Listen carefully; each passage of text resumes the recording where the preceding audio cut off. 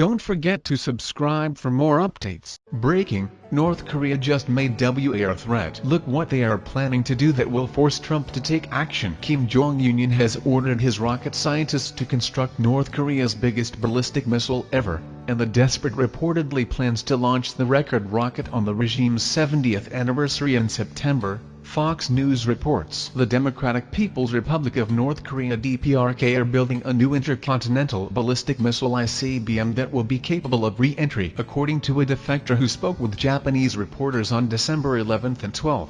In Pyongyang, Kim Jong-un discussed his plans and put them into action. The new ICBM is called the Unha-4, which will be the upgraded version of the Hwasong-15 and the Unha-3. North Korea has used the Unha-3 previously in 2012 and 2016 to place North Korea satellites into orbit. The sociopath Kim Jong has ordered his scientists to perfect the re-entry capabilities of North Korean ICBMs. Analysts have argued over the re-entry capabilities of the Hwasong-15 as well as the combat payload it can carry during flight. According to 38 North, Hwasong-15 is a two-stage ICBM with upgraded fuel system and steering mechanisms which allow the ICBM to carry a vast amount of combat payloads as well as decoys. The two-chamber configuration found on the Hwasong-15 is very similar to the original design of the RD-251 engine block developed and produced in the former Soviet Union, suggesting that the total thrust generated at liftoff is about 80 tons force. This is reasonably consistent with the estimated mass of the new missile,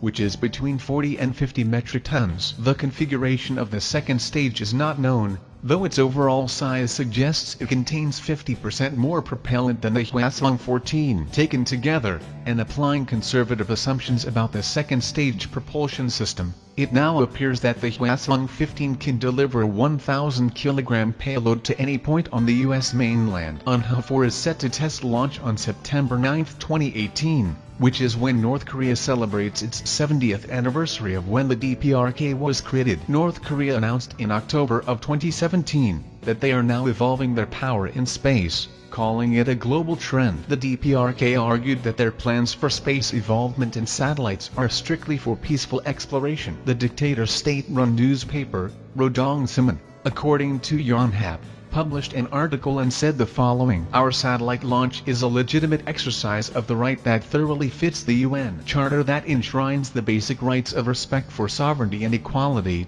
and the international law that governs the peaceful use of space. Our country is also in step with the trends of space development that is taking place broadly across the world.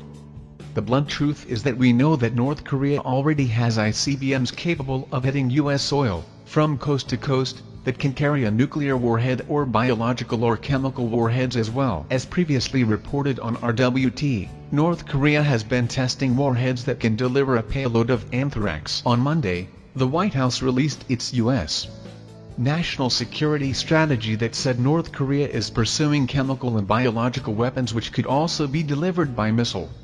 North Korea, a country that starves its own people, has spent hundreds of millions of dollars on nuclear, chemical, and biological weapons that could threaten our homeland, the document said. Tensions have been rocketing out of control as well as the rhetoric and war of words between Kim Jong-un and President Trump. Both leaders have been playing a dangerous game of who has the biggest nukes, which I believe is just more saber-rattling. It is clear that the United States has to deal with North Korea and their nuclear programs as well as biological and chemical depots. Chris Badger Thomas is a veteran who served our country as an Army combat medic.